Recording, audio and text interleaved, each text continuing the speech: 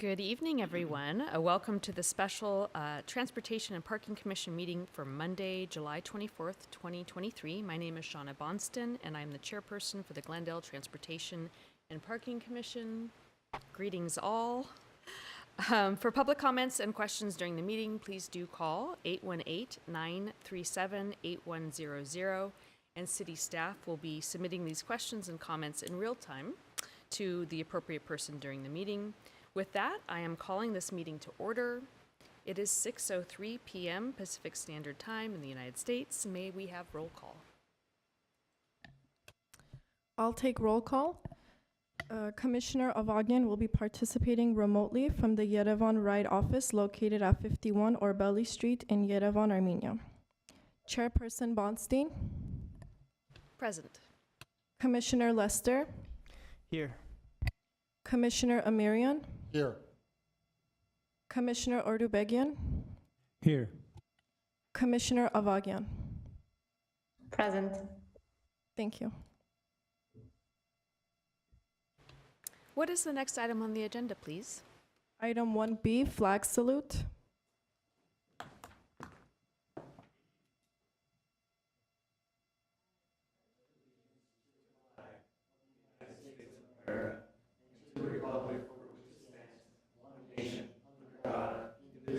With liberty and justice for all.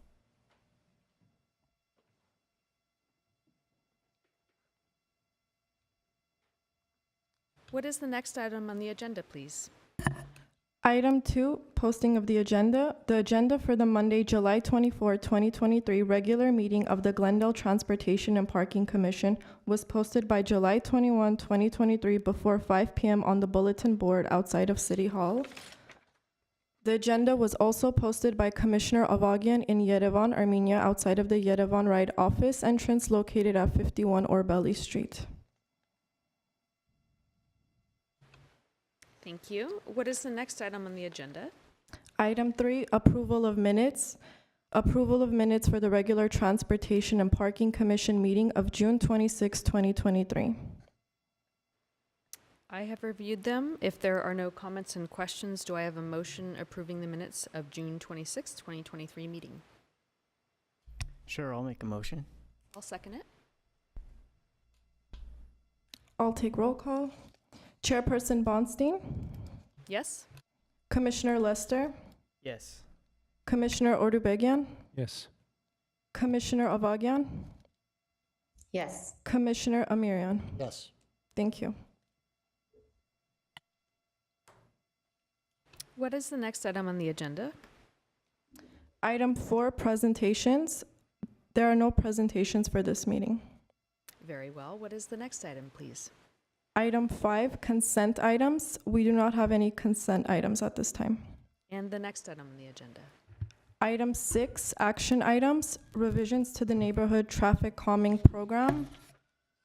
Recommend that the City Council adopt the proposed revision to the neighborhood traffic calming program. Mr. Emrani, will you please introduce the action item? Thank you. Good evening, Madam Chair, members of the Commission. This is a very exciting item for us. This is the first time in many years that we've updated our neighborhood traffic calming program. And as you'll see, we'll have a very short presentation by our principal traffic engineer, Mr. Pastor Casanova, who will go through the modifications that we're proposing.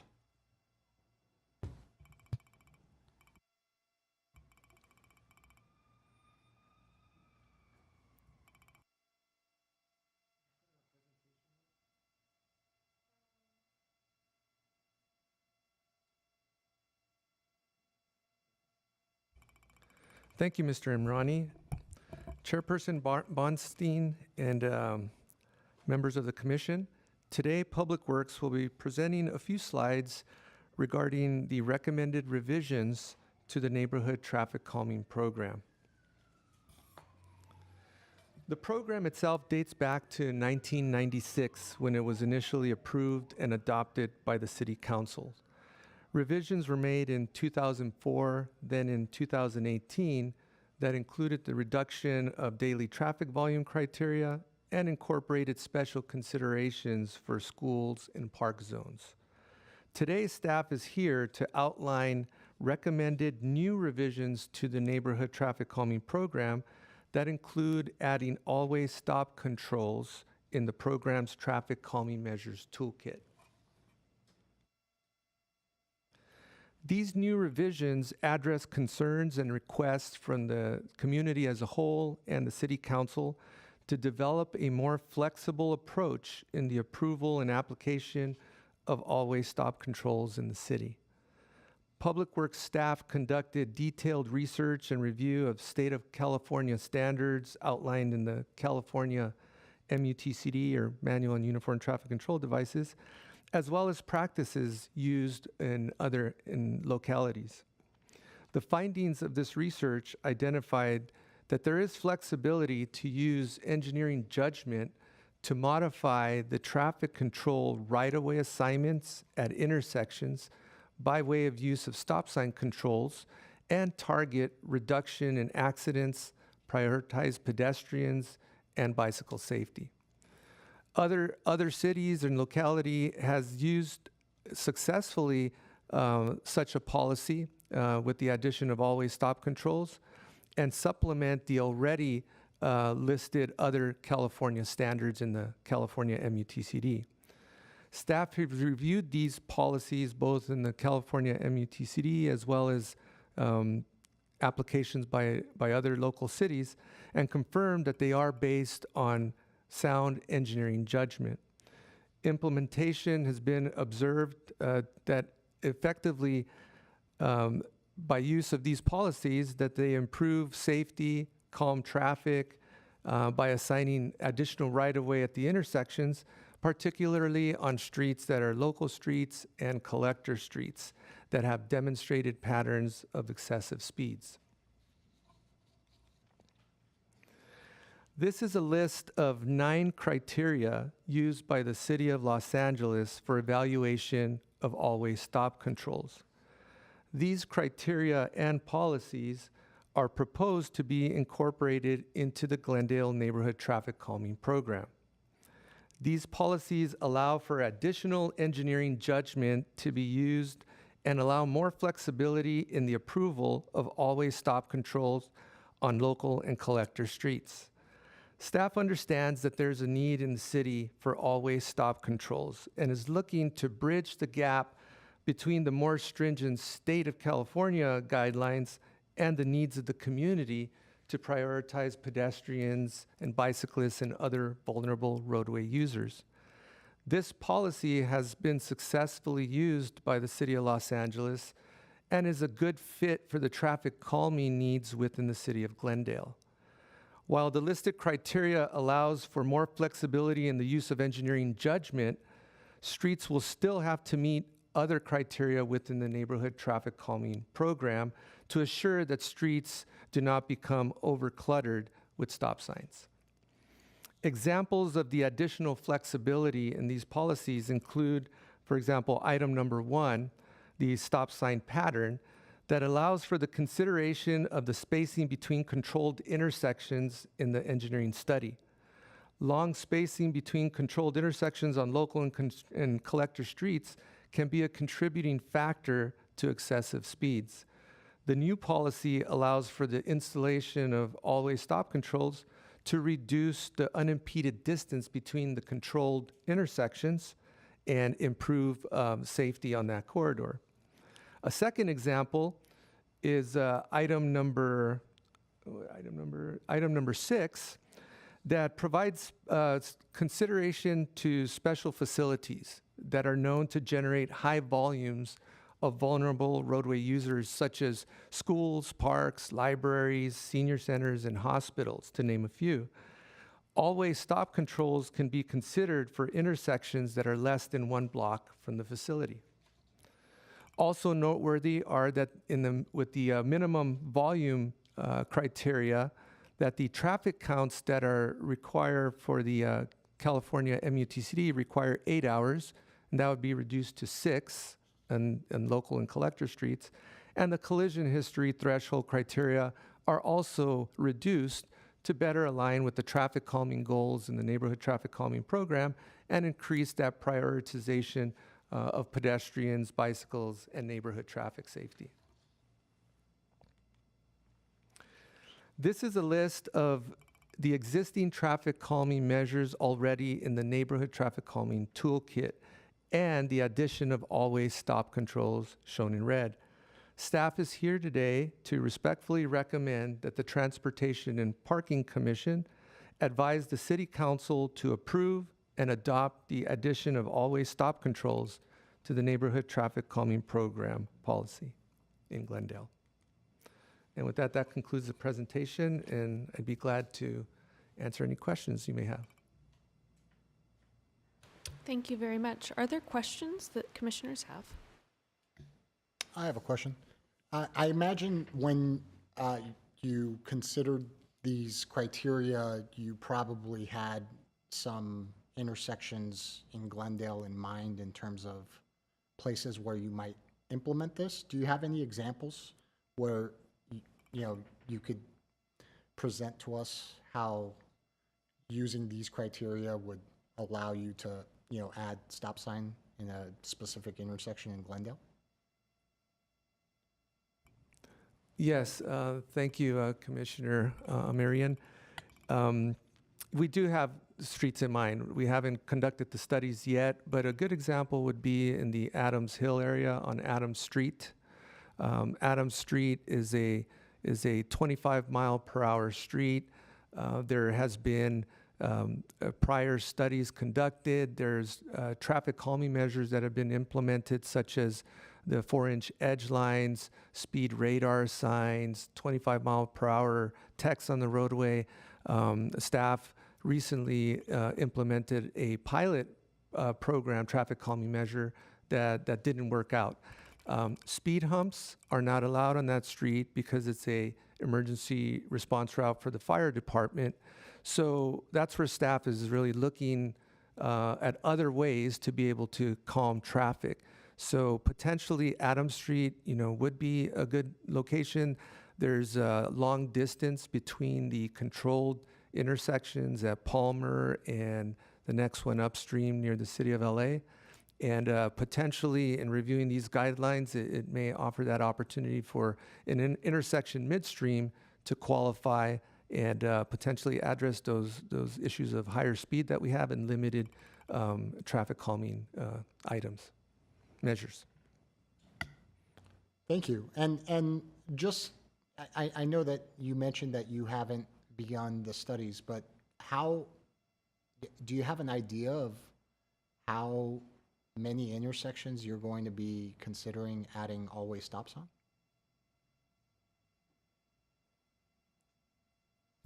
on?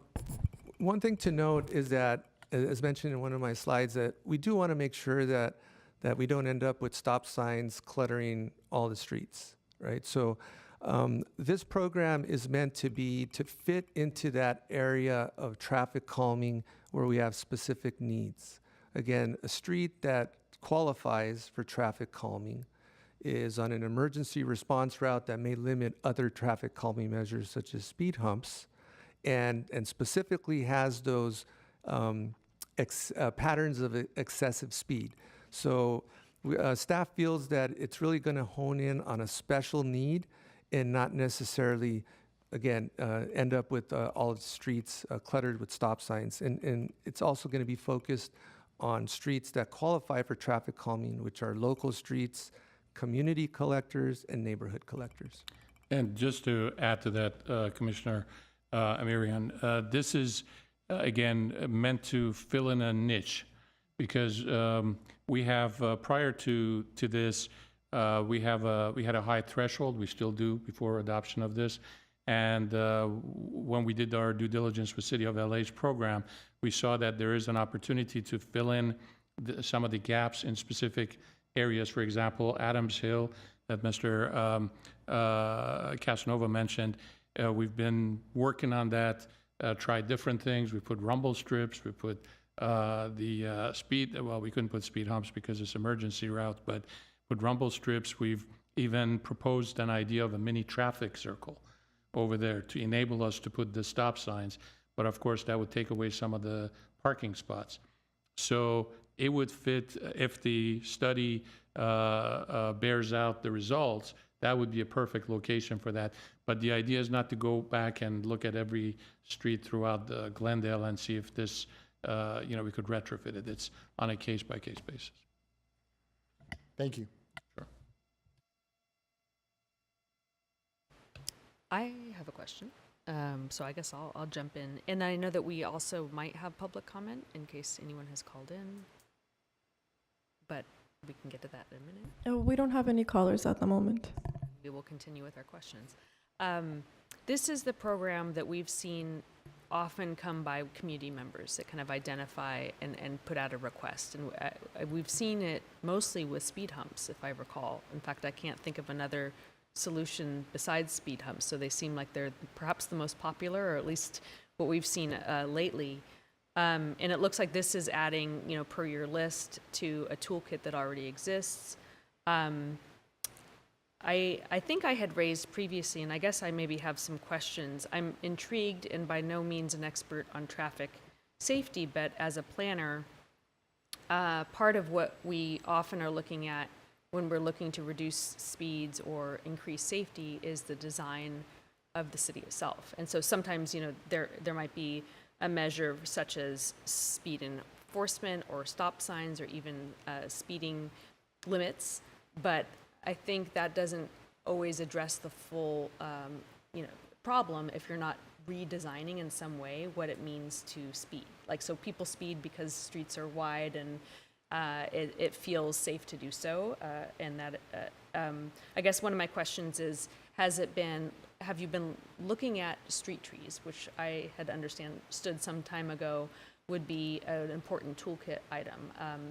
Again, one of those kind of measures that psychologically can send cues and an indication that it's a street to be slower on. So I guess here's my question in a summary.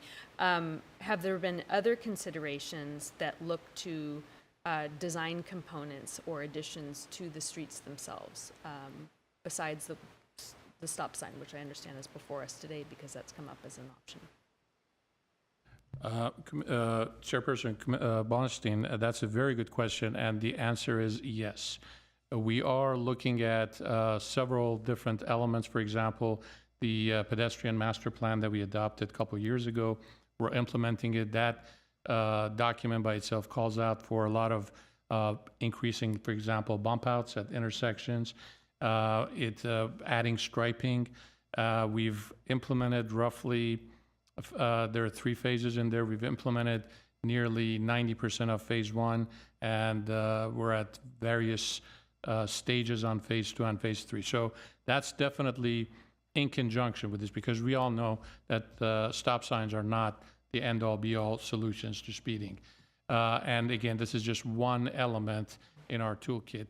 In addition, we have our community development department has started the bicycle transportation plan update, and they are in the process of updating that. So that's going to give us a roadmap in terms of where we would add additional bike lanes throughout the city to, first of all, have a connectivity for our bike network throughout the city, but also in some cases, as you've seen in the project that we brought before your commission last month, there's some recommendation for taking away a travel lane to install bike lanes. So that in and of itself will also change the geometry and the configuration. And in some cases, it may be the right fit for reducing speed. So this is part of an overall toolkit that we are looking at so that we can do everything we can to control speed from an engineering perspective. But as you mentioned, there's the other element, which is the complementary to this, which is enforcement. So that's important. That's an important aspect as well. Thank you. Yes, please.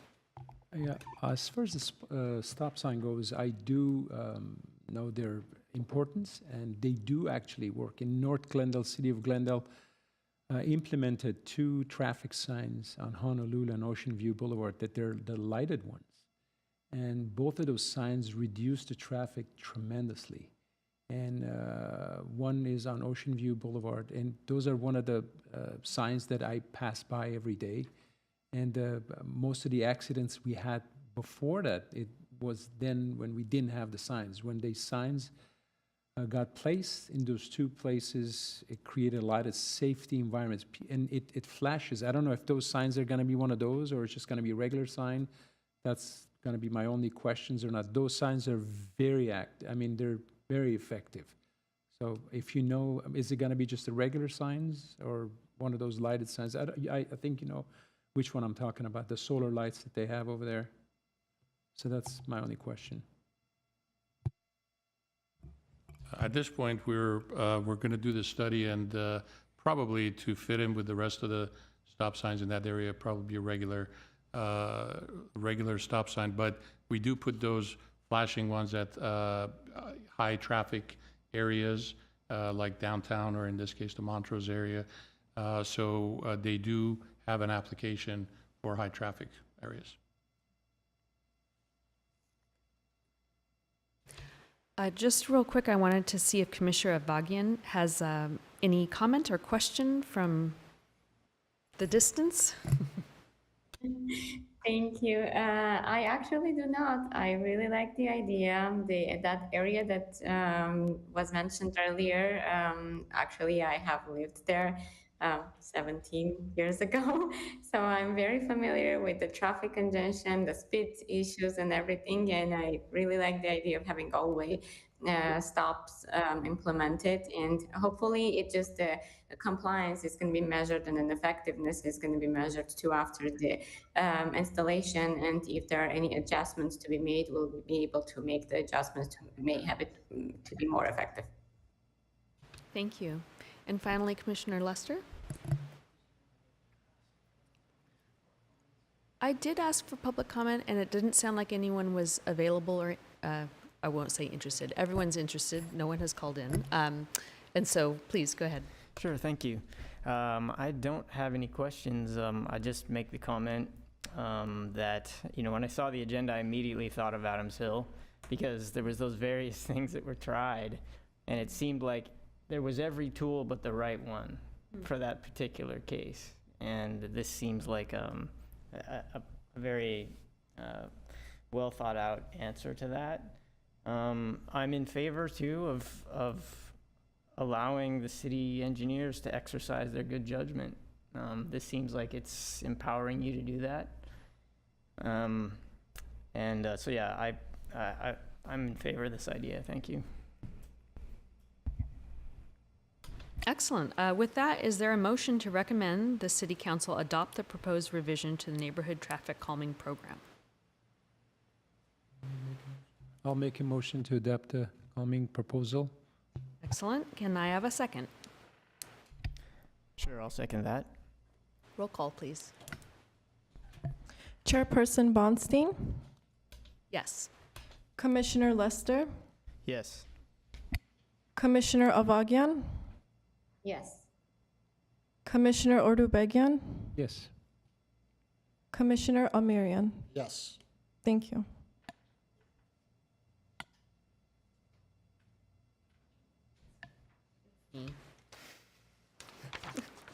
I was just so pleased with our consensus that I forgot. What is the next item on the agenda? Item 7, informational report. However, we do not have any informational reports. The next item on the agenda? Item 8, oral communication. Discussion is limited to item not a part of this agenda. Each speaker is allowed 5 minutes. The commission may question the speaker, but there will be no debate or decision. We do not have any callers or speakers. No. What is the next item on the agenda? Item 9, commission staff comments updates. We are just pleasantly content. I can make an update. Oh, great! So- Hi. Okay, well, again, thank you very much for City of Glendale staff for making this happen. I definitely did not want to miss a meeting. I'm here to participate in 7 Startup Summit, which is a technological innovative event. It's basically a micro accelerator program, and we're all the way here in Armenia, in Sevan, and we have a lot of actually Glendale residents who are currently leaders of different startups here, different ones, including the transportation startups, medical industry, financial industry, everything. And it's very interesting and very helpful, and I'm looking forward to coming back with all the networking opportunities that I have here to bring it back to Glendale to implement it there. So that's it for today. Thank you. The next item on the agenda. Item 10, adjournment. May I have a motion? I'll move to adjourn. I'll second it. Meeting is adjourned. This is a short meeting to make up for last time. This is 6:28 p.m. Thank you.